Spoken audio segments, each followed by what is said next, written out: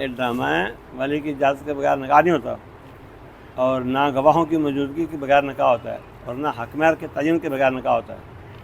جو نکاح کے ارکان ہیں نا، ان میں سے سب سے بڑی کڑی شرط ولی کی اجازت ہے، چاہے عورت بیوہ ہو، چاہے کنواری ہو، چاہے مطلقہ ہو، جو بھی اس کی حالت ہے۔ ہاں جی،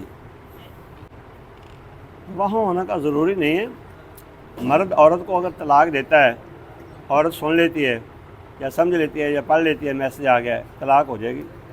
گواہان کو مزید موقت بنانے کے لیے شاید بات ہو، اساسی طور پر طلاق کے وقوع میں شرط نہیں ہے، یعنی طلاق ہو جائے گی۔ ایسا ڈرامہ ہی ہے، لین دین لوگ پنگا، نیت اس کی طلاق دینا نا، انما الاعمال بالنیات، نیت یہ ہے، چاہے پاؤں سے لکھے چاہے ہاتھوں سے لکھے، وائس میسج کرے یا دوسرا کرے، طلاق ہو جائے گی جب اس نے نیت طلاق ہی کی ہوئی ہے۔ انما الاعمال بالنیات کا یہی مطلب ہے، جیسی نیت ہے ویسا نتیجہ نکلے گا۔